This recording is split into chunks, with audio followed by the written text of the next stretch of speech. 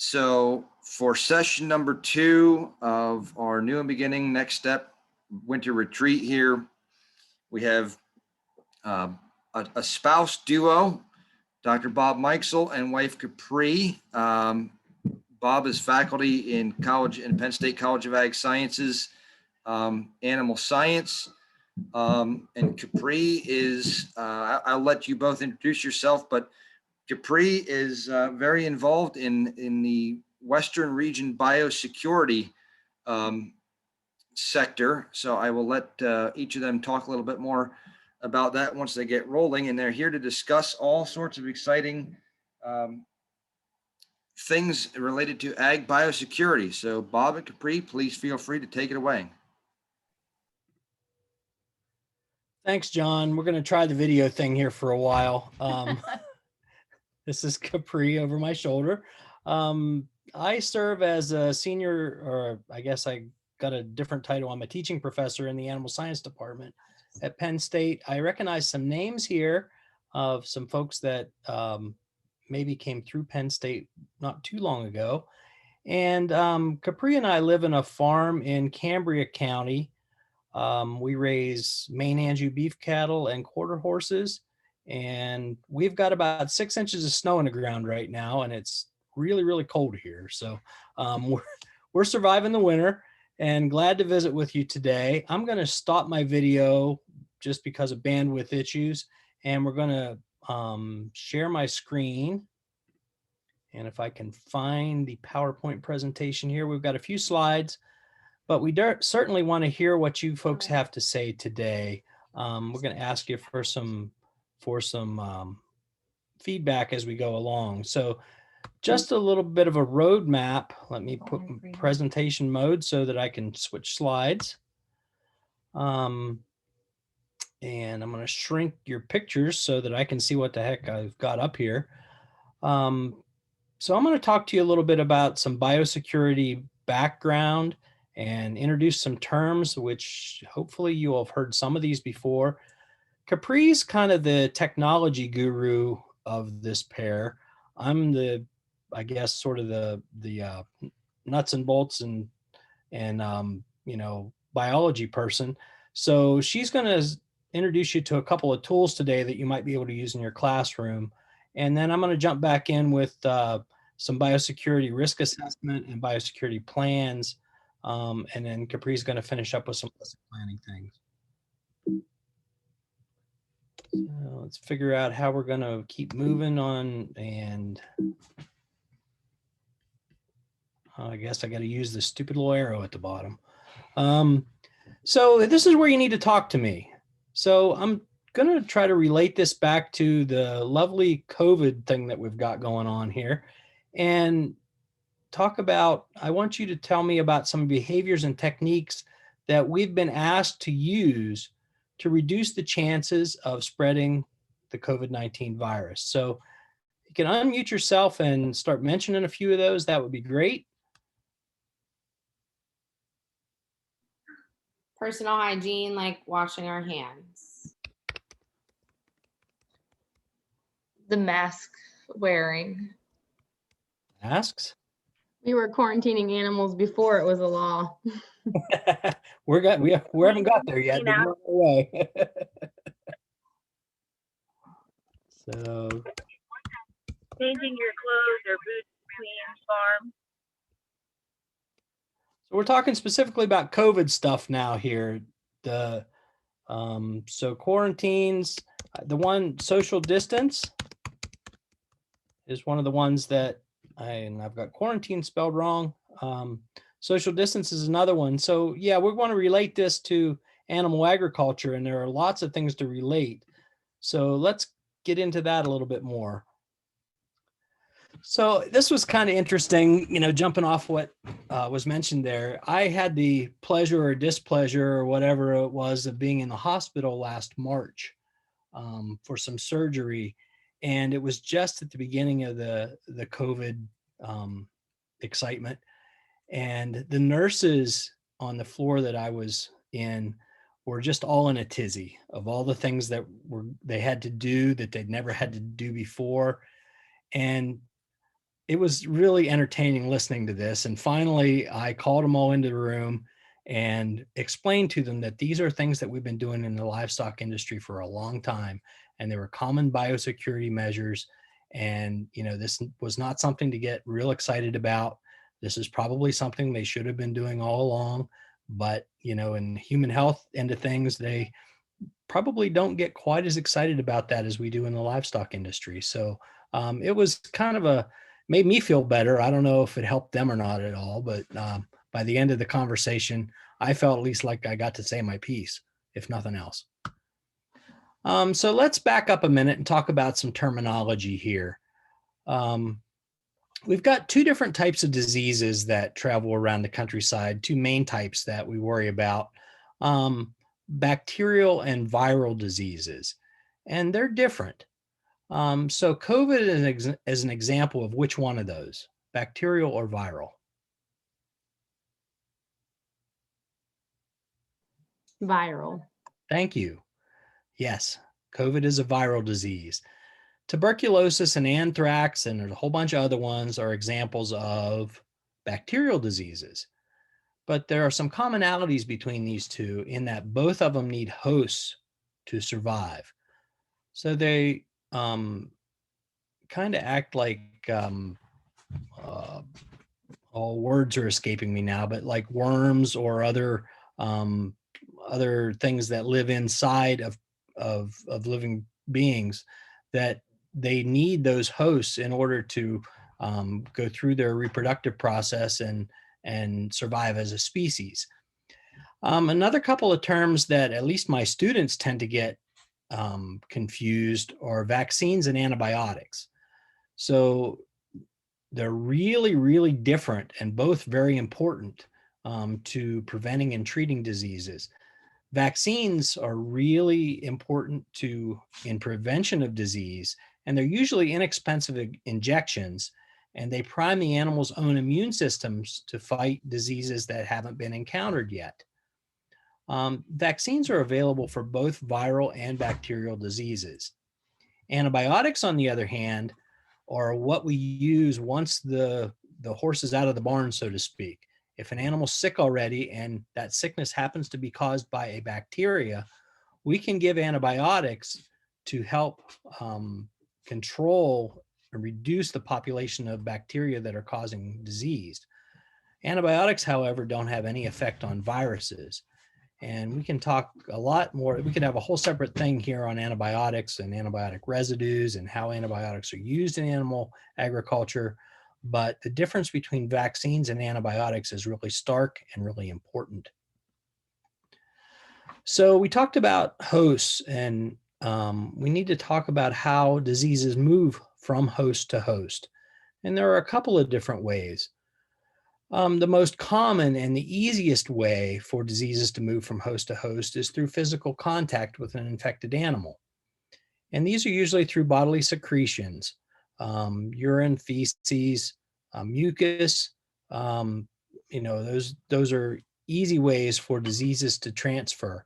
And you can relate this back to the COVID thing in terms of social distancing and the use of masks. They keep aerosols and bodily secretions from traveling from person to person. The second way that diseases move from host to host is through vectors. And those vectors are typically living things of another species. And for livestock and animals, things like rats, mice, birds carry a lot of nasty diseases for obviously our avian species, but also for pigs as well. Possums are important for folks in the horse industry, raccoons, bats, lots of other things that can that can act as vectors to transmit disease from animal to animal. The interesting about these things is they can move from farm to farm. So even if we've got two farms in a relatively close proximity, birds could easily carry disease from one farm to another. Fomites are kind of similar to vectors, except that they're not living. So shoes and clothing on people, vehicle tires, show equipment like brushes, clippers, halters, all can carry disease from one animal to another. So we've got these three main ways of diseases moving from host to host. And we've got a fourth one that's kind of aerosol, and that sort of goes with the first one, the bodily secretions. But aerosol transmission of particularly viral diseases is not uncommon. And we've since March discovered that COVID-19 tends to be an aerosol-borne virus. So what happens when animals get sick? Why do we worry about that? Well, one of the reasons is, they don't grow as fast as healthy animals. They aren't as efficient as healthy animals.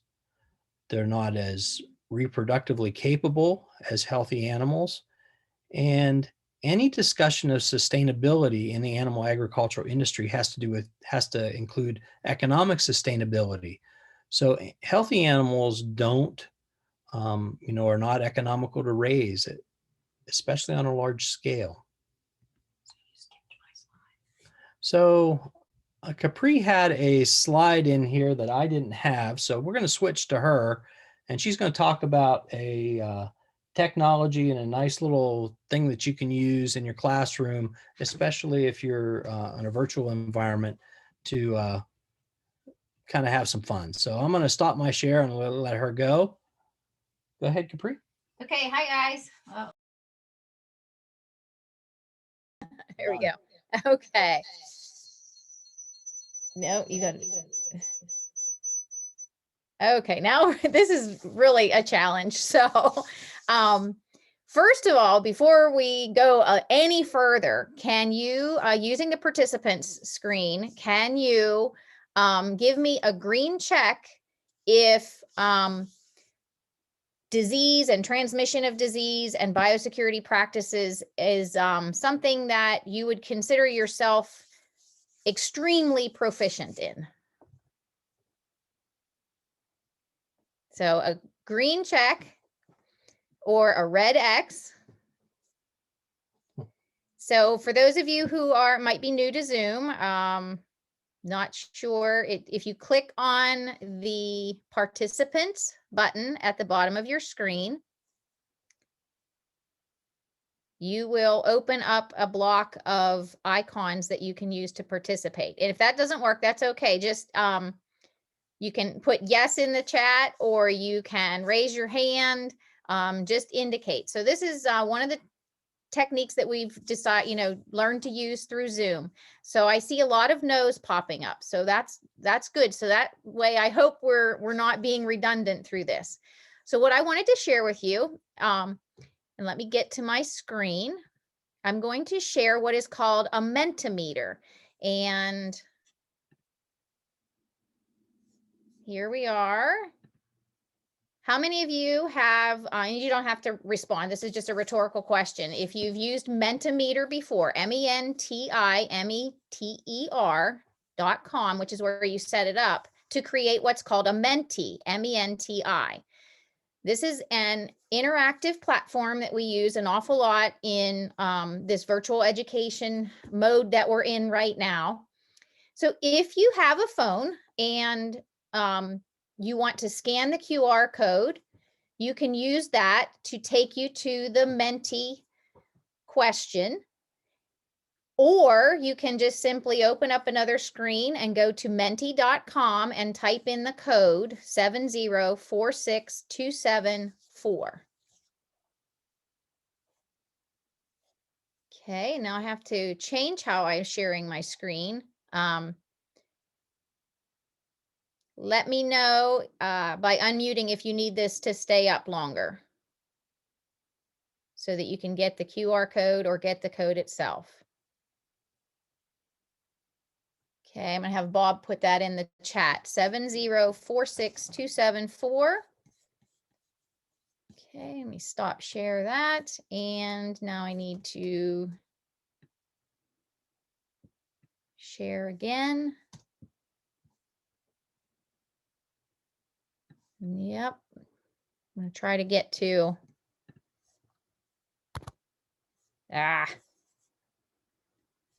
Now it's got me all messed up. So what this is going to do is it creates a word splash. So can you type in the chat, type yes if you've seen this before and no if you have not. While I get back, I see what happened. It opened it up in, I have two browsers going. A lot of yeses and one no. Okay, a lot of yeses and one no. Okay, so for those of you, you've seen this before. It's become quite popular where you use the Mentimeter. It's still not gonna let me get out of it. There we are. So where it gets to, and it gives you ideas of, he's bumping me on the shoulder, share my screen. It gives you a word splash and it pops up. So I would imagine that the question was fomites that create a very large risk. And one of the biggest ones would be cell phones. So if we would have seen this word splash pop up, cell phones would have popped up really big in the center of it. And then it would have moved around as each of your kids participate. Have you guys, just raise your hand in the video, have you guys used this in your classrooms? Okay, is it effective or is it getting old already? Okay, pretty effective. All right, awesome.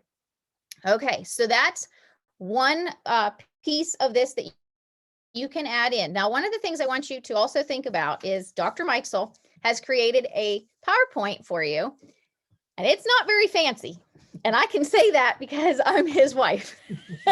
And I can tell him that it's not extremely engaging, but that's okay because it gives you, I've recreated his PowerPoint and I'll give you a comparison of what he used and what I might have used before the end of this presentation. So hang in there while he bores you to death with no fancy slides. It's okay. We love each other. Even after 10 months with no one else in the house. All right, honey, you're on. Unshare, please. Am I unsharing? No, well, you weren't shared. So I'll defend myself by saying I'm the old grumpy guy that that you've all had in college that really doesn't care whether his stuff's fancy or not. All right, let's go back to my boring slides.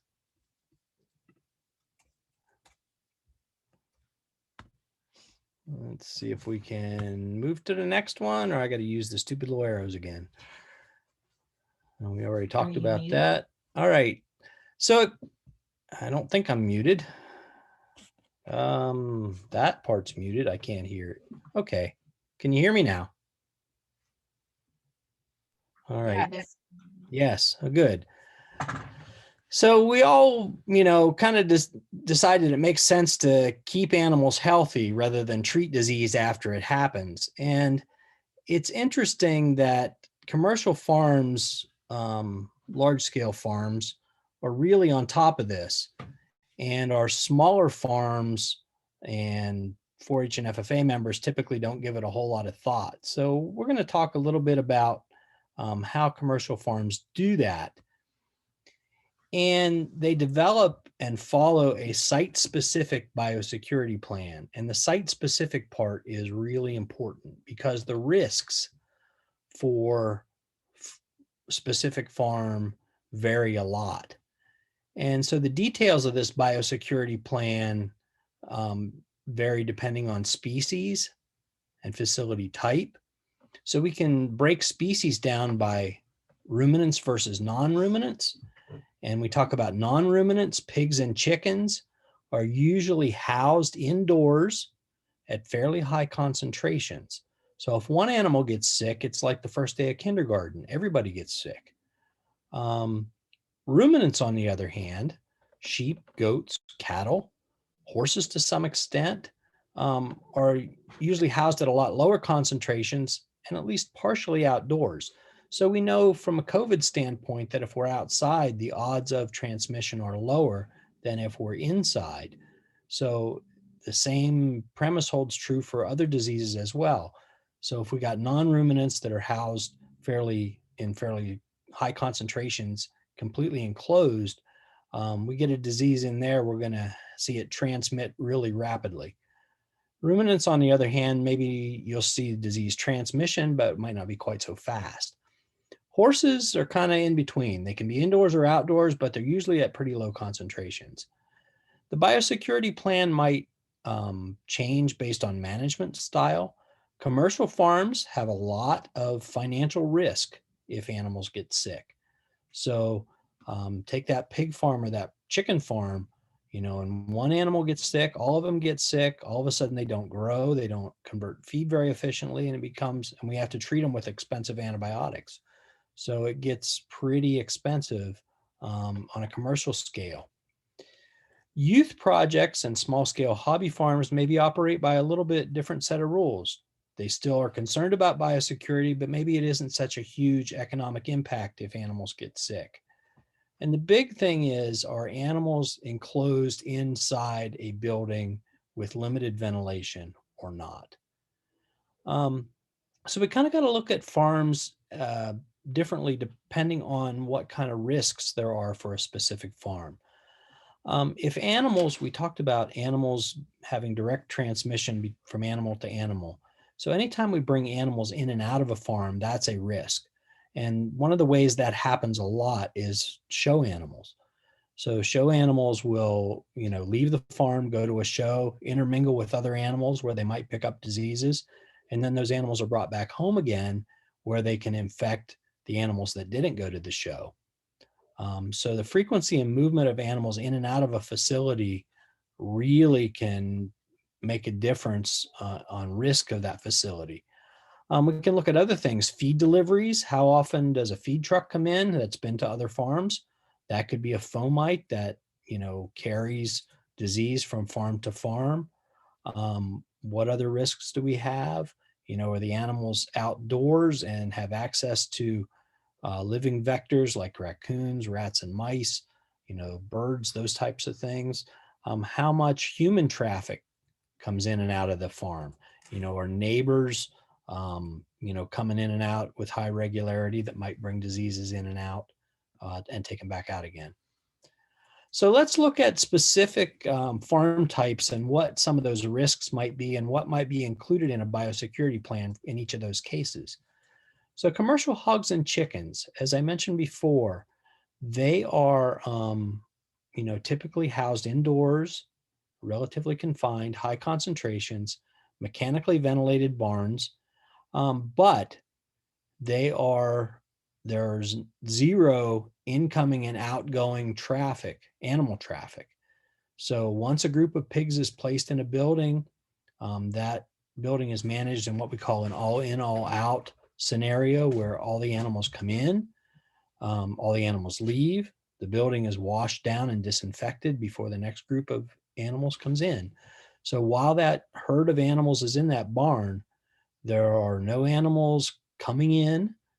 So the risk of incoming animals bringing disease in is pretty much zero. Vectors can be an issue. Rats, mice, wild birds, as I mentioned before, wild birds can bring in diseases to both pigs and chickens, and it can be fairly devastating. The other thing we kind of got to watch is fomites, particularly human traffic. So if you ever been on a commercial hog farm or a commercial chicken farm, they would ask you to either wear their coveralls and boots or wear disposable boots and coveralls, or even in cases of some hog farms, to take a shower and put on their clothes before you enter the facility. Again, feed delivery and animal transport, trucks and trailers, those are all potential fomites that could be bringing disease onto a farm. So the plan for a commercial hog and chicken farm would include things like vaccines.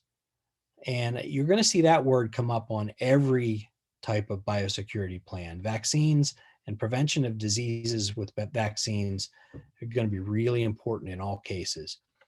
Vector control, limited human entry. In some farms you go into, there's a vehicle tire wash prior to entry. So you pull into the driveway, there'll be a little building there that has a hose or a sprayer with disinfectant on it that you disinfect your tires before you'd enter the facility. And then animal transport vehicles, so when they come into these farms, should be cleaned and disinfected. So I'm going to switch it back to Capri for the next slide.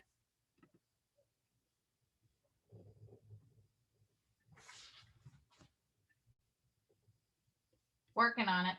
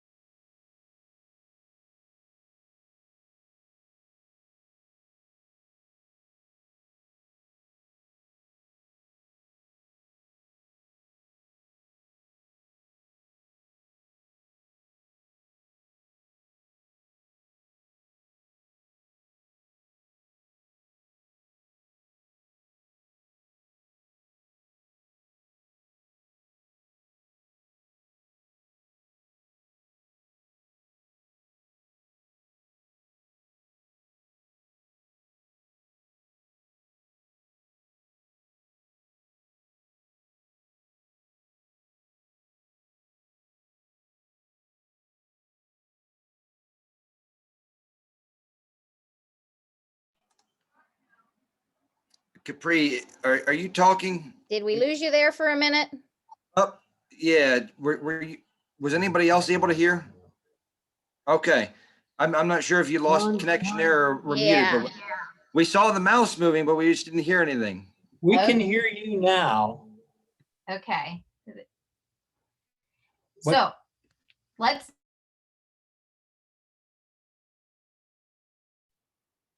Oh dear, I think we lost you again. all right. Now we're back. Now we're back. Can you guys hear me? Can somebody say yes or no? Yeah. Yes. Can Yes. you hear us? Yes. Okay. All right, you just do yours. Can you hear us? I can hear Hello? you. Yes, we can. Yes, we can hear you. I can see where they're talking, but I.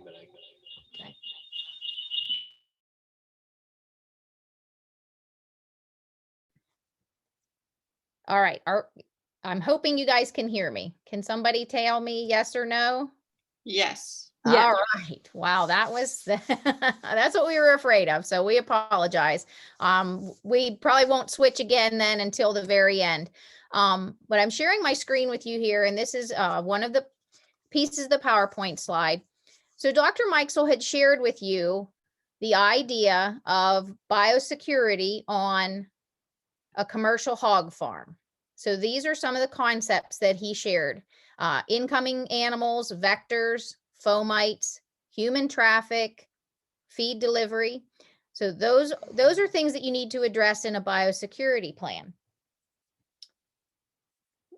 If I was teaching this to kids, I would ask them, keeping all those things in mind, what is the major difference that increases risk and threatens biosecurity on a horse farm as compared to a commercial hog farm? There's one major difference. There are several differences, but there's a really big one. And if you want to type that in the chat or unmute and share with us what your idea is on the answer to that question.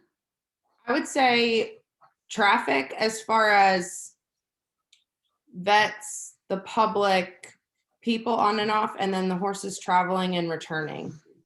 Excellent. That's exactly what we were looking for. So it's very, very difficult to secure a horse farm. Now, some of the kids that come to you will have animal experience and some of them won't. And one of the things that I encounter, because I'm the biosecurity specialist for the Western region, and I'm also the animal welfare spokesperson for 4-H. I encounter, well, why can't I see what's inside a commercial hog farm? And so this is where that conversation would be very appropriate. So you talk about the differences between how closed a commercial hog farm is and then how open a horse farm is, and talk about how disease transmission is so much easier and there's a much, much greater risk. But again, these are some places that you can engage your kids in the content, and we'll be sharing this PowerPoint with you at the end of the session or in an email that follows up. So let's go ahead and turn it back over to Dr. Mikesell. I'm going to stop share and mute.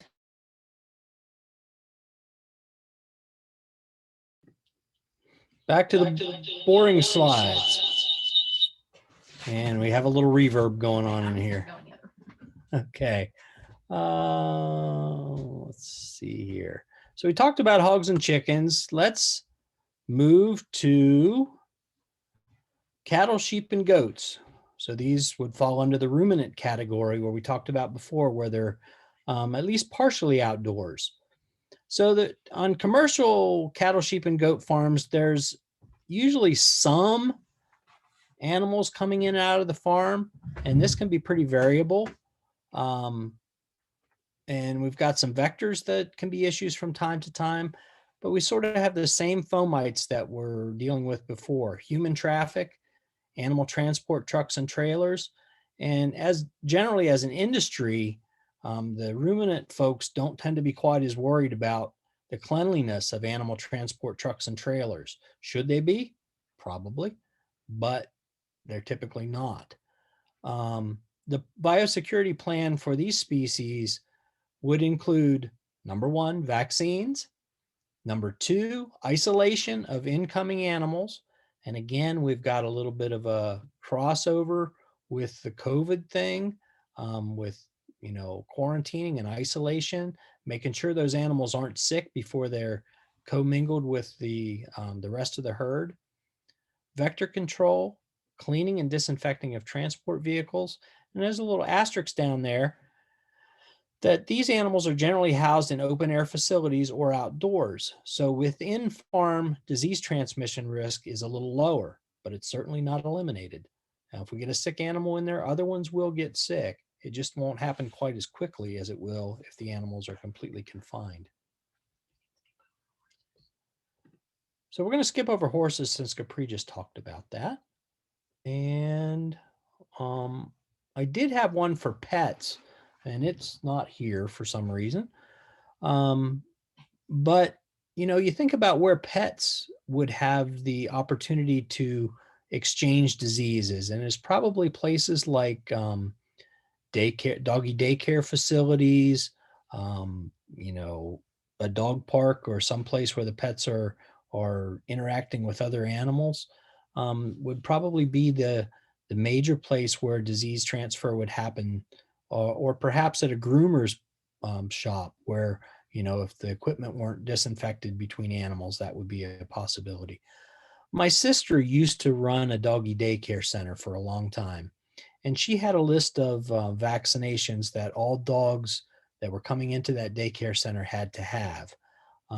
So a biosecurity plan for a pet might, sure should include a vaccine protocol.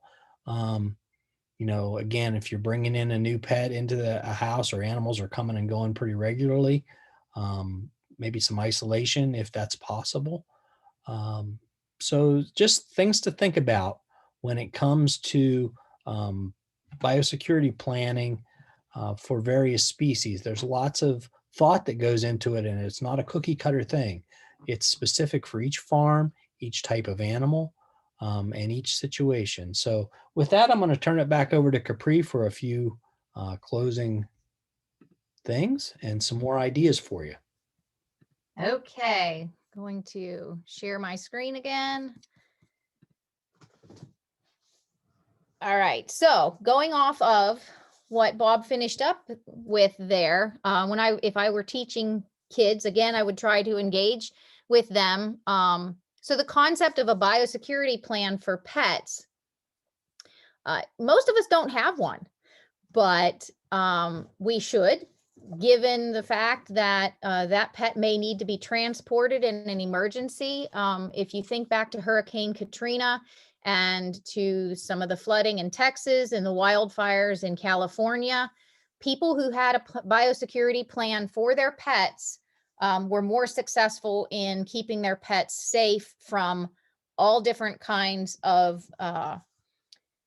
instances that would harm them. So they were commingled with other pets. So if they didn't have proper vaccination, some of them died of parvo, some of them came home with kennel cough, some of them came back with different parasites and so on that had to be treated.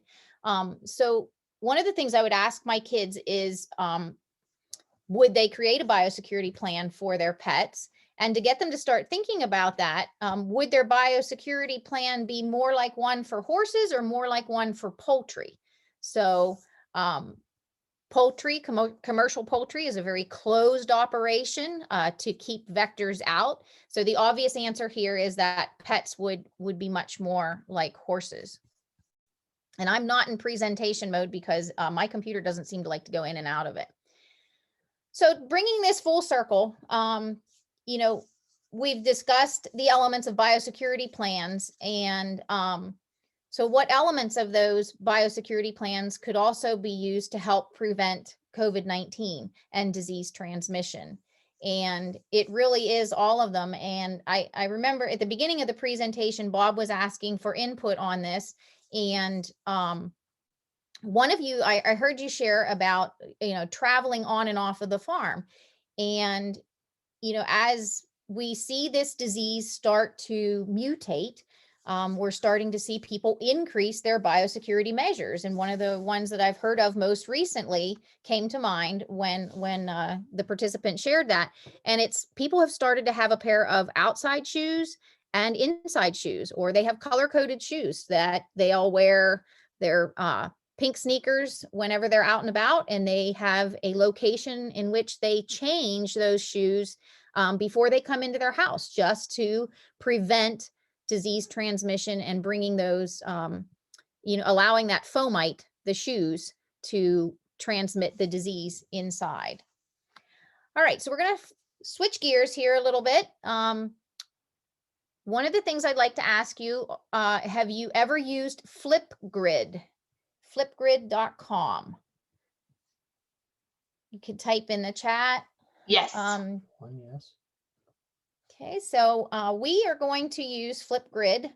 I'm going to share it with you, and I Heard of it but never used it? No. okay, so we're getting a lot of different feedback here, so doesn't seem like we're heavy on one side or the other. So Flipgrid is available and it's free to all educators, and it I'm not going to spend a lot of time teaching you how to use it today. However, I do have a video from YouTube that is really great. It's about 7 minutes long, and by the end of that 7 minutes, you could be quite proficient at diving into Flipgrid. And I'm also going to share this discussion panel with you. So what we have is, for the Case Institute, a biosecurity challenge. And within that challenge, we have topics.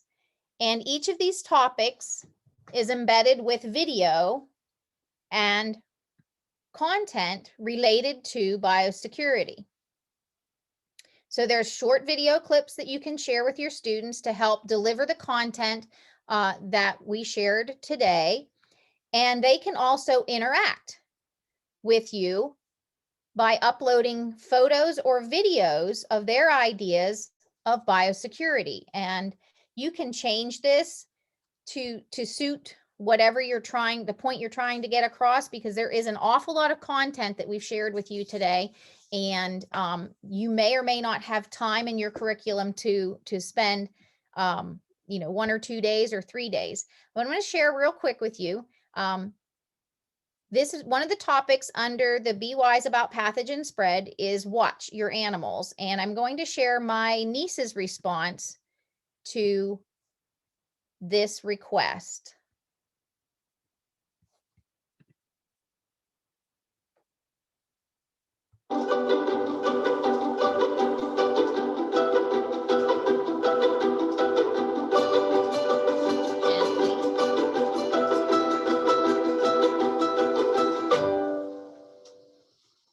Don't let go of the end of the string.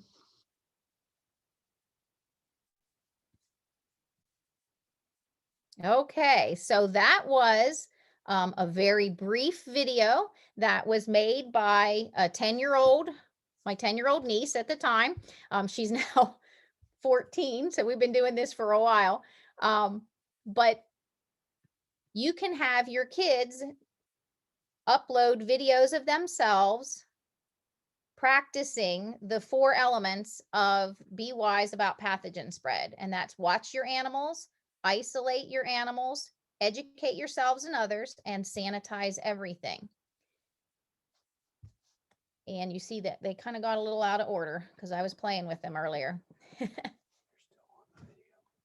Okay. For some reason, it's not switched back off of the video. So I'm going to force it here. Maybe I froze up.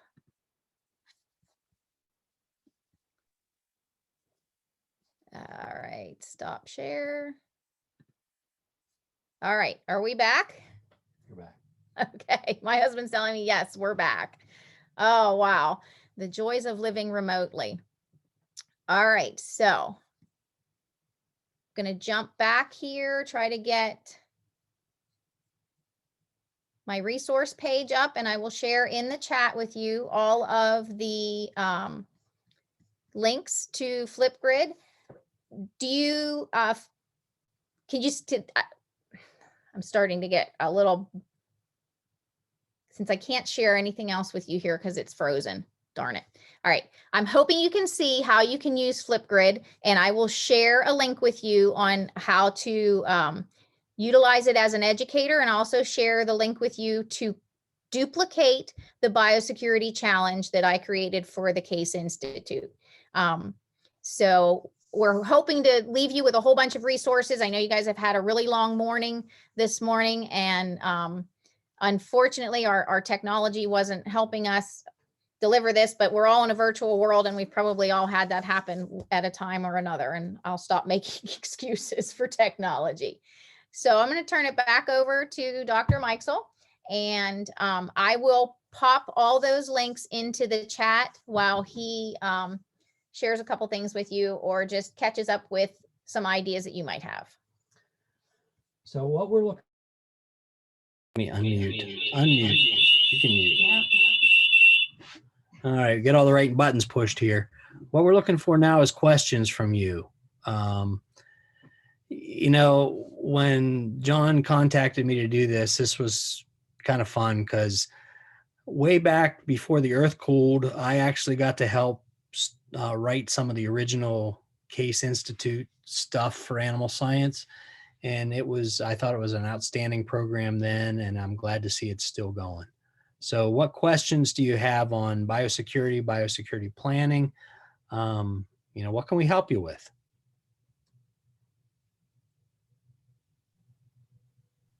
My question is, ahead. what level of knowledge would you anticipate students having to go into industry, or would you expect them going into university to continue their education?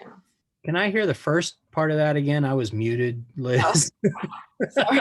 Okay, so what level of knowledge do you expect them to have coming into university, or if they're going into industry for an entry-level position, or maybe, you know, depending on their experience, maybe more, but what level of knowledge would you expect a high school senior to graduate with as far as biosecurity goes? That's a great question. I would like them to know, you know, the difference between a vaccine and an antibiotic for sure. I get way too many incoming freshmen that get those two words very confused.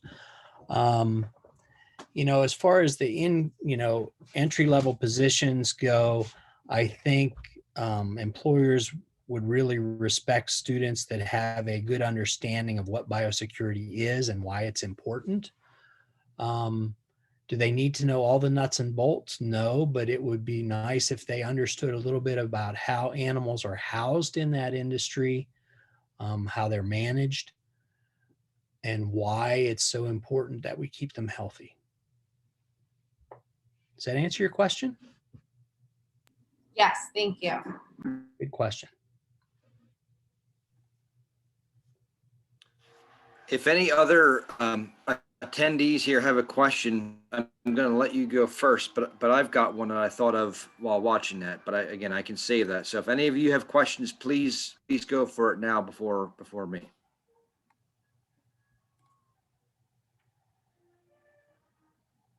Okay, I'll go ahead and ask away. So Bob and Capri, I don't know which one of you this might be best directed to, but as you were talking about the pet biosecurity section, it got me thinking, and I'm an observer, a wanderer, a thinker.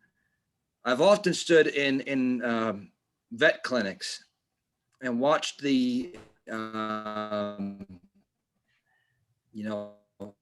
the incredible from all kinds of different environments and situations come into that clinic and under normal circumstances wait in a waiting room, oftentimes interacting with one another, sometimes having accidents on the floor, which I've watched those get cleaned up and so on. But and I'm kind of leaning towards Capri possibly, what are the regulations and what are the protocol that vet clinics are supposed to be following to mitigate biospread of disease in their facilities? Or is that sort of just up to each of them to come up with and decide on their own?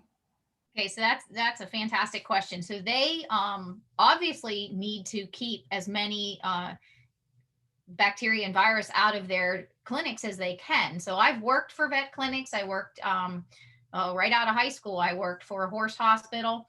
And once if a vet clinic gets parvo in, I mean, they have a very, very distinct protocol for disinfectant, and they have commercial grade disinfectants. It really surprises me that they find the waiting room, or that people that go to the vet find the waiting room as a social opportunity for their pets and their animals, and they want to show them off. I'm the complete opposite. My pet stays in the car. I go in the back door. I do not ever let them touch the floor. It just drives me nuts. I tell them, when you bring my dog back to me, I want you to carry her. I want you to, I don't want you to put her on the floor. So they do have very specific guidelines for disinfecting, and most of them are very, very good at it and have really high quality products. But again, your observations are very correct. I mean, and the other thing that I'll say about pets is it has become quite popular for people to take their vets to Tractor Supply, take your pets to Petco, take your pet to Walmart. At horse shows, dogs are the #1 transmitters of disease. #1. Because when we take our, high quality horses to a show, we don't let them sniff noses. We try to avoid contact with other people. We aren't swapping bits. We're not letting them, intermingle or commingle with each other. But our dogs, the area in their pads between their toes creates absolutely the best place for a virus and bacteria to stay and live for an extended period of time. So anybody that's taking a dog, and then they eat manure, dogs love to eat poop. I mean, it's just the way it is. So those are very important points. I'll jump in here a minute, John. I was just talking to a vet within the last week or so, and due to COVID, they have really adjusted the way that they do business. So they have the pets and the owners both wait in the cars until they're ready for them. They go out to get them. You go right through the waiting room, right into the exam room, and when you're done, you go out the back door. And really, they probably should have been operating that way all along for the health of the pet. And they're doing it because of, the health of the humans. But it's something that probably should stick around after COVID's taken care of. I was just going to ask, do you see that process that I think most clinics are following sticking around? But it would make sense to me. I don't know what they're going to think, but makes sense to me. Yeah, so I think that a lot of the practices that we're seeing are going to stick around. I don't think that there are going to be large numbers of people that are going to become comfortable with it. And we have definitely increased the knowledge of biosecurity best practices. And, it's extremely, extremely important because we are now in an age where we're seeing superbugs. And I know that's cliche, but and if you're looking for aha moments to engage your kids, I mean, some of those superbugs are the best ones to use to capture their attention. So the big ones for me are African swine fever.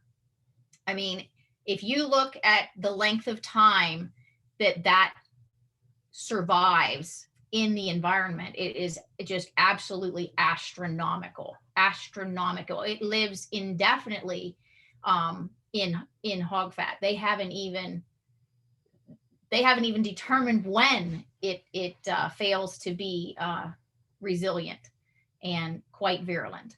So that's one. Another one across Pennsylvania is the spotted lanternfly is a really good one to use because many of the counties are under quarantine and they don't even know it. So businessmen and women across the state are to be practicing these quarantine measures. And so there's a nice aha moment for kids. And you can use these, in the beginning, the middle, or the end to help push the idea of biosecurity practices and reducing risk. And then, of course, I never in a million years would have guessed that COVID-19 would come along. I remember introducing African swine fever to a group of kids, and I said the same holds true for humans. Let's hope we never have a human superbug. And then that was October of 2019, and then by March of 2020, I was like, oh my, So anyhow, and then you have these conversations. So take your current events.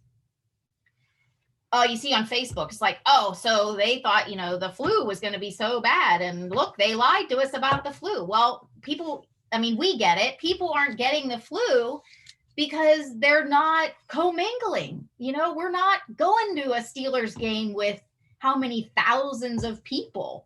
And so, yeah, the flu numbers are down. Thank goodness. Yeah. So those are some things that you'll want to incorporate. I just wanted to call your attention to the chat box. I did throw some links in there. And I'm not sure if Jonathan has shared our contact information, but we're here and you can contact us in any way, shape, or form. Smoke signals, I'm not real good at. But other than that, we're good to go. Any other questions?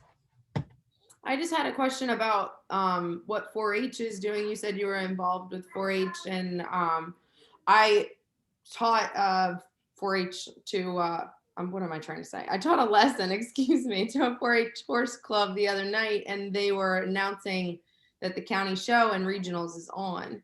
And I ride, and a lot of horse shows are on, running at, limited numbers and things like that. But what's 4-H doing overall? What can we tell our kids to expect? What are some advice we can give them to keep themselves safe? There's going to be a lot of information coming out in the next week. Actually, on Monday, we're meeting across animal systems with university professionals, and we are developing a plan. The idea is, if the governor allows us, we will move forward with shows. Now, I know for my regional show and I've designed, the ultimate biosecurity plan for a regional show for me. Even hogs, like I'm finding a different way to show them so that the kids aren't all together. And, you know, the judges, they're just going to have to kind of bear with us. And you might see shows that, like a district horse show, might be over 3 weekends. Maybe, don't know. But horses are kind of unique because, I mean, just riding a horse, I mean, we keep a horse length between us anyhow. So, but again, it's trying to fall within those guidelines, because we can't threaten our funding. And that's what your state fairs are seeing, is the threats to funding, if they don't follow the guidelines. So, you know, that's a whole other conversation, but that's a great question. And I will say that the quality animal management trainings are coming out, and they are virtual, and counties have been packed full of resources and activities to back them up that can be done in the clubs. And yeah, so it's been fun, let me tell you. With that in mind, I'm going to put in the chat one of the best people in the nation that 4-H is using is Chad Littlefield. And you will find him at We and Me, if it doesn't do spell check here, We and Me. I'm going to put it in the chat. It keeps changing it.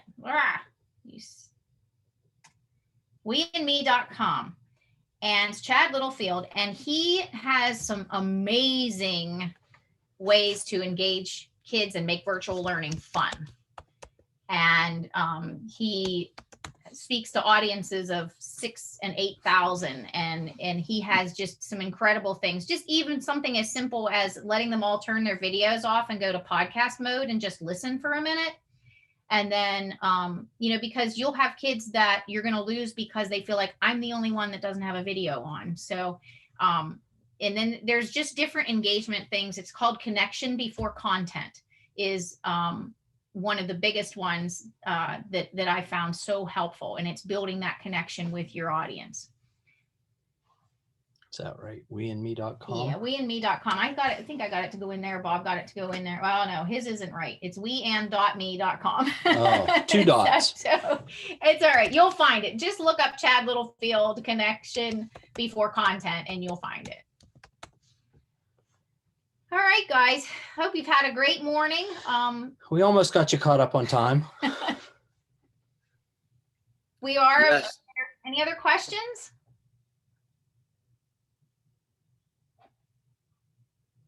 Okay. So Capri, and maybe Bob can help out with this. I know I have Bob's email. I don't believe I have yours. I don't think you were on any of the email